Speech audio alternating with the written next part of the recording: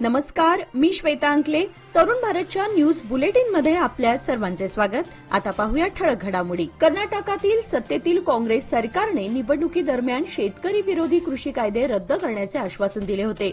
मात्र सरकार स्थापन होऊन 2 वर्षांचा काळ उलटला तरी अद्याप कोणतीच कार्यवाही झाली नाही. शेतकऱ्यांच्या समस्या मार्गी लावण्यास सरकार अयशस्वी ठरलं आहे. हलगामच्छे बायपाससाठी सुपीक जमिनीचं भूसंपादन झाल्यामुळे शेतकरी मोठ्या संकटात सापडले आहेत. यासाठी शेतकऱ्यांच्या जमिनी का हडप करताय असा सवाल स्वाभिमानी शेतकरी संघटनेचे अध्यक्ष माजी खासदार राजू शेट्टी यांनी कर्नाटक सरकारला केला. शेतकऱ्यांना जाचक ठरणारे कृषी कायदे मागे घ्यावेत, शेतीमालाला आधारभूत किंमत निश्चित करावी, भूसुधारणा व भूसंपादन कायदा रद्द करावा, बळ्ळारी नाल्याची स्वच्छता करावी, भात मालाला वाढीव हमी भाव मिळावा आदी मागण्यांसाठी कर्नाटक राज्य रयत संघ व हरित सेनेच्या वतीने शुक्रवारी कोंडूस्कोप येथे आंदोलन छेडून शेतकऱ्यांनी सरकार विरोधात निदर्शने केली. यावेळी राज्याध्यक्ष चंद्रशेखर कोडिहळ्ळी आदी नेते उपस्थित होते. कर्जाच्या ओझ्यामुळे राज्यात 3 वर्षात 53 विणकरांनी आत्महत्या केल्या आहेत. सरकारच्या बदलत्या धोरणांमुळे विणकर व्यवसाय अडचणीत सापडला असल्याने विणकर व्यावसायिकांना बांधकाम कामगारांप्रमाणे सुविधा उपलब्ध करून द्या अशी मागणी कर्नाटक राज्य विणकर सेवा संघाच्या वतीने राज्य सरकारकडे करण्यात आली आहे. शुक्रवारी सुवर्ण गार्डन परिसरामध्ये विणकरांनी जोरदार आंदोलन केले. राज्यातील आत्महत्या केलेल्या 53 विणकरांच्या कुटुंबियांना 10 लाख रुपयांची नुकसान भरपाई द्यावी, विणकरांना पूर्णपणे कर्जमाफी द्यावी, हातमाग विकास महामंडळात कोट्यवधी रुपयांचा गैरव्यवहार झाला असून त्याची सखोल चौकशी करावी, 55 वर्षांवरील विणकरांना 5,000 रुपये मासिक वेतन द्यावे यासह इतर मागण्यांसाठी आंदोलन करण्यात आले. या आंदोलनात बेळगाव जिल्ह्यातील शेकडो विणकर सहभागी झाले होते. महिला व बालविकास मंत्री लक्ष्मी हेब्बाळकर यांनी आज अधिवेशन सभागृहात सांगितले की सर्वसामान्य महिलांप्रमाणे राज्यातील देवदासी महिलांनाही गृहलक्ष्मी योजनेचा लाभ मिळत असून अद्याप कोणतीही तक्रार आपल्याकडे आलेली नाही. आज शुक्रवारी विधान परिषदेत सदस्या हेमलता नाईक यांनी विचारलेल्या प्रश्नाला उत्तर देताना त्या बोलत होत्या. राज्यातील देवदासी महिलांना विशेष योजनेअंतर्गत दरमहा 2,000 रुपये तसेच आर्थिक सहाय्य योजनेअंतर्गत 30,000 रुपये, त्यासोबत माझी देवदासी गृहनिर्माण योजनेअंतर्गत घरे दिली जात आहेत.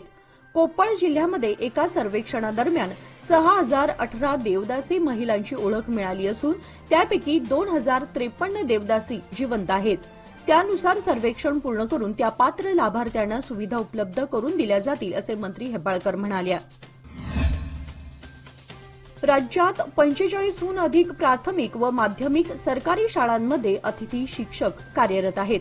परंतु या अतिथी शिक्षकांना केवळ 9-10 महिन्यांसाठी तुटपुंज्या वेतनावर काम करावं लागत आहे. तसेच त्यांना इतर कोणत्याही सुविधा उपलब्ध नसल्याने अतिथी शिक्षकांचे हाल होत आहेत. यासाठी त्यांना सेवेमध्ये कायम करावे, उन्हाळी सुट्टीसह 12 महिन्यांचे वेतन द्यावे. अतिथी शिक्षकांना अवघ्या 10,000 व 10,500 पगारावर काम करावं लागते. त्यामुळे कुटुंबाचा उदरनिर्वाह करणं देखील कठीण झालंय. वेतनात वाढ व्हावी यासाठी अनेक वेळा जिल्हाभर आंदोलने करण्यात आली, परंतु अद्याप या मागणीला यश आलेलं नाही.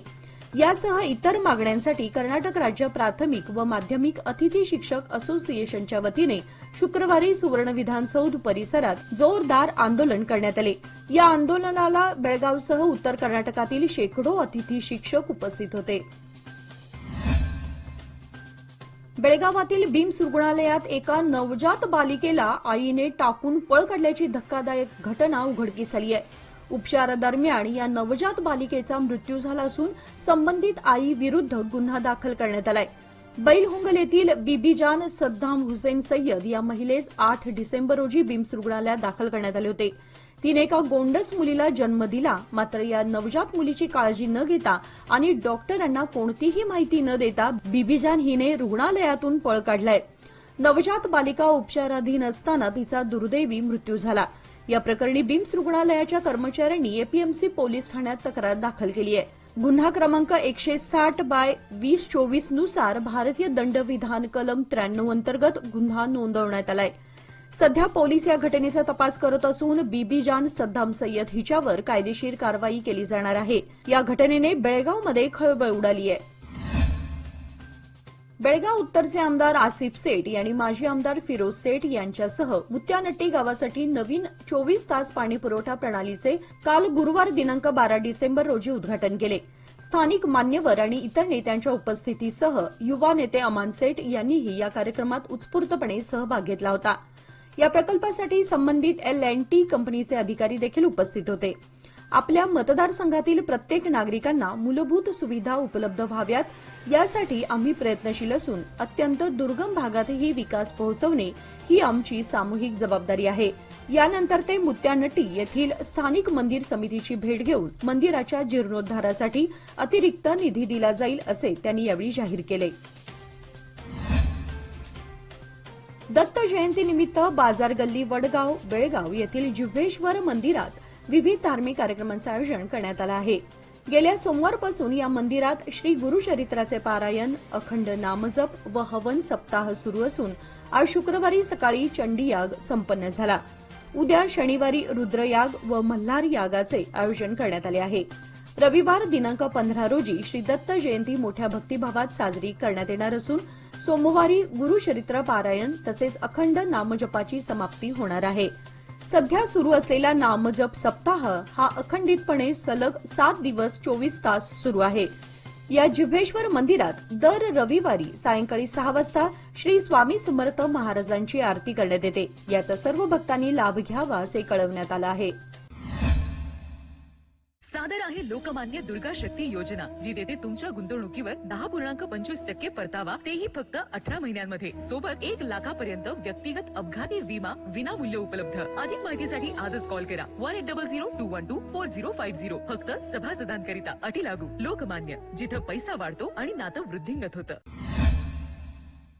दिव्यांग आणि ग्रामीण पुनर्वसन कामगारांना नोकरीत कायमस्वरूपी करण्याबरोबर किमान वेतन देण्यात यावे या मागणीसाठी शुक्रवारी विधानसौध परिसरात दिव्यांग गौरवदन कार्यकर्ता संघातर्फे आंदोलन छेडण्यात आले. तालुका, ग्रामीण आणि शहरी भागात पुनर्वसन कामगार म्हणून दिव्यांग व्यक्ती कार्यरत आहेत. त्यांना तुटपुंज्या मानधनावर काम करावं लागतं. त्यामुळे दैनंदिन जीवनात अडचणी येऊ लागल्या आहेत. मागील 15 वर्षांपासून विविध ठिकाणी दिव्यांग कार्यरत आहेत. मात्र या दिव्यांगांच्या कल्याणासाठी सरकारकडून कोणत्या सुविधा पुरवल्या जात नाहीत. राज्य सरकारने 7वा वेतन आयोग लागू करून सरकारी कर्मचाऱ्यांच्या वेतनात वाढ केली आहे. मात्र ग्रामपंचायत, वाचनालय, माहिती केंद्र, ग्रंथालय आदी ठिकाणी कार्यरत असलेल्यांच्या मानधनात वाढ झाली आहे. मात्र विविध ठिकाणी पुनर्वसन केलेल्या दिव्यांगांकडे शासनाचे दुर्लक्ष झाले आहे. अशांना सेवेमध्ये कायम करून किमान वेतन लागू करावे अशी मागणी करण्यात आली आहे. अनेक दिवसांपासून माध्यम प्रतिनिधींच्या मागणीनुसार बेळगावात सुसज्ज प्रेस हाऊस बांधण्यात येणार आहे, असे सार्वजनिक बांधकाम विभाग तथा जिल्हा पालकमंत्री सतीश जारकीहोळी यांनी सांगितले. ते आज शुक्रवारी दिनांक 12 डिसेंबर रोजी येथील विश्वेश्वरय्या नगरमध्ये पत्रकार भवन आणि उद्यान विभाग कार्यालयाच्या इमारतींच्या पायाभरणी प्रसंगी बोलत होते. यावेळी ते म्हणाले की प्रेस हाऊसच्या बांधकामासाठी आवश्यक जागा उपलब्ध झाल्यामुळे पत्रकारांची अनेक दिवसांची मागणी आता पूर्ण झाली आहे. यातून बेळगाव विकासाच्या वाटेकडे वाटचाल करेल असे ते म्हणाले. याप्रसंगी बेळगाव उत्तरचे आमदार आसिफ सेठ, उद्यान विभागाचे सचिव डॉक्टर श्यामला इक्बाल, उद्यान विभागाचे संचालक D.S. रमेश, महापौर सविता कांबळे, जिल्हाधिकारी मोहम्मद रोशन, जिल्हा पोलीस अधीक्षक डॉक्टर भीमाशंकर गुळेद आदी उपस्थित होते. या कार्यक्रमाला बेळगाव येथील बहुसंख्य पत्रकार उपस्थित होते. सरकारने कर्नाटक राज्य मार्ग परिवहन महामंडळाला द्यावयाची एकूण 5,492 कोटी रुपये थकबाकी आहे. 31 डिसेंबर अखेर जर अनुदान मंजूर करण्यात आलं नाही तर 31 डिसेंबरपासून संपावर जाण्याचा इशारा परिवहन कर्मचाऱ्यांनी सरकारला दिलाय. परिवहनच्या 6 विभागांमध्ये एकूण 1,07,000 कायम कर्मचारी आहेत. नवे सरकार सत्तेवर आल्यानंतर वेतन वगळता इतर सर्व सवलती बंद करण्यात आल्या आहेत. शक्ती योजना जारी करून महिलांना मोफत बस प्रवासाची मुभा देण्यात आली. योजनेअंतर्गत कोट्यवधीचा महसूल दाखवला जात आहे, पण इतर खर्चासाठी सरकारकडून कोणतंही अनुदान मिळत नाही. नियमानुसार 4 वर्षातून एकदा वेतन करार होणं आवश्यक आहे. गेल्या जानेवारी महिन्यापासून वेतन करार लागू करण्याची गरज होती. मात्र सरकारने त्याकडे दुर्लक्ष केल्याचा आरोप यावेळी परिवहन कर्मचाऱ्यांनी केलाय. आता कर्मचाऱ्यांची सहनशीलता संपली आहे. बेळगावातील सुवर्ण चौकसमोर परिवहन कर्मचाऱ्यांनी आज निदर्शने केली. महिला व बालविकास मंत्री लक्ष्मी हेब्बाळकर यांनी राज्यात 3,988 नवीन अंगणवाडी केंद्रे सुरू करण्यासाठी केंद्र सरकारकडे मान्यता प्रस्ताव सादर केलाय, अशी माहिती आज विधान परिषदेत विधान परिषद सदस्य जवरे गौडा यांच्या प्रश्नाला उत्तर देताना त्यांनी दिली. त्यापुढे म्हणाल्या की अंगणवाडी केंद्रातील लाभार्थ्यांना पुरवल्या जाणाऱ्या पूरक पोषण योजनेअंतर्गत केंद्राचा वाटा हा 20% इतका असल्याने नवीन अंगणवाडी केंद्र सुरू करण्यासाठी केंद्र सरकारची मान्यता आवश्यक आहे. अंगणवाडी सेविका आणि मदतनीस यांना मानधन देण्यासाठी प्रशासकीय खर्चांतर्गत अनुदान वाटपात केंद्र सरकारचाही वाटा हा महत्वाचा असतो.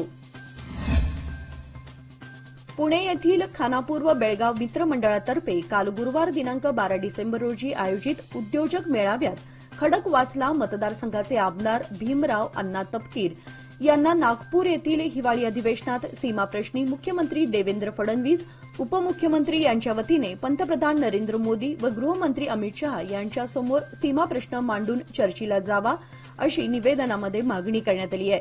या निवेदनावर खानापूर युवा समितीचे अध्यक्ष धनंजय पाटील, पुणे स्थित सहकारी वैराळ सुळकर, प्रमोद गुरव, श्रीधर पाटील, स्वप्नील पाटील, किशोर पाटील व इतर सदस्यांच्या सह्या आहेत. महाराष्ट्र एकीकरण समितीचे युवा नेते शुभम शेळके व युवा समिती अध्यक्ष धनंजय पाटील यांची भीमराव अण्णा तपकीर यांच्याशी सीमाप्रश्नी फोनवर चर्चाही झाली. प्रसंगी आमदारांनी सीमाप्रश्नी लक्ष देण्याचे आश्वासन दिले. यासाठी खानापूर मित्रमंडळाचे संस्थापक पीटर डिसोजा, विद्यमान अध्यक्ष विजय पाटील, बेळगाव फाउंडेशनचे अध्यक्ष दत्ताराम भेकणे व इतर सदस्यांचे सहकार्य लाभले. बेळगाव कपिलेश्वर कॉलनी येथील गजाननराव भातकांडे इंग्लिश मीडियम शाळेसमोरील रस्त्यावर अवजड वाहनांची वाहतूक सुरू आहे. या मार्गावरून पुढे जाणारी वाहने अत्यंत वेगात धावत असल्याने शाळेतील मुलांना याचा धोका निर्माण झालाय. नवीन महात्मा फुले रस्ता बंद झाल्याने या मार्गावरून अवजड वाहनांची वर्दळ खूपच वाढली आहे. तसेच वाहनांच्या आवाजामुळे विद्यार्थ्यांचं शैक्षणिक नुकसानही होत आहे. या मार्गावरून जाणारी वाहतूक इतर ठिकाणी वळवण्यात यावी, अन्यथा रहदारी पोलिसांसह शाळेसमोरील रस्त्यावर स्पीड ब्रेकर्स बसवण्यात यावेत, अशी मागणी शाळेच्या वतीने महापौर सविता कांबळे यांना निवेदन देऊन करण्यात आली. याप्रसंगी मुख्याध्यापक दीपा एसी, शाळेचे अध्यक्ष मिलिंद भातकांडे, शिक्षक रुपेश पावले आदी उपस्थित होते.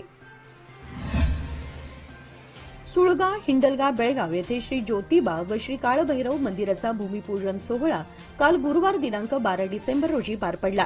अध्यक्षस्थानी देवस्की पंच कमिटीचे अध्यक्ष भावकू भैरू पाटील हे होते. कुलदेवतेला जीवनामध्ये महत्वाचं स्थान असतं. शुभकार्यामध्ये कुलदेवताला पहिला मान दिला जातो. बऱ्याच जणांना स्वतःचे कुलदैवतही माहीत नसते, मात्र कुटुंबावर संकटे येतात त्यावेळी कुलदेवतेची आठवण होते. तेव्हा प्रत्येकाने स्वतःचे कुलदैवत जाणून घेणं महत्वाचं आहे, असे मत बेळगाव तालुका महाराष्ट्र एकीकरण समितीचे कार्याध्यक्ष तथा युवा नेते आर.एम. चौगुले यांनी व्यक्त केले.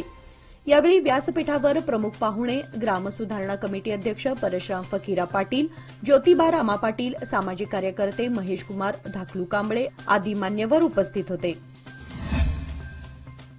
भारताच्या गुकेश दोम्माराजू हा बुद्धिबळ जगज्जेतेपदाच्या लढतीमध्ये विश्वविजेता ठरलाय. गुरुवार दिनांक 12 डिसेंबर रोजी सिंगापूर येथे झालेल्या जागतिक बुद्धिबळ चॅम्पियनशिप सामन्याच्या 14व्या निर्णायक लढतीत त्याने चीनच्या डिंग लिरेनचा पराभव केला. याबरोबरच गुकेश हा वयाच्या अवघ्या 18व्या वर्षी बुद्धिबळ इतिहासातील सर्वात युवा जगज्जेता बनलाय. याआधी विश्वनाथ आनंदने भारताकडून विश्वविजेतेपदाचा बहुमान पटकावला होता. गुकेशने या गॅरी कास्पोरोव याचा विक्रमही मोडला असून गुकेशची कामगिरी ही भारतीयांसाठी अभिमानास्पद ठरली आहे. ही स्पर्धा जिंकताच तो क्षण गुकेशसाठी भावुक करणारा होता. त्यावेळी त्याने आपल्या डोळ्यातून आनंदाश्रूंना वाट मोकळी करून दिली. याचबरोबर आजचे बातमीपत्र इथे संपले. अधिक माहिती आणि ताज्या घडामोडींसाठी पाहत रहा तरुण भारत न्यूज चॅनल. तसेच आमच्या चॅनलला लाईक करा, शेअर करा आणि सबस्क्राईब करायला विसरू नका.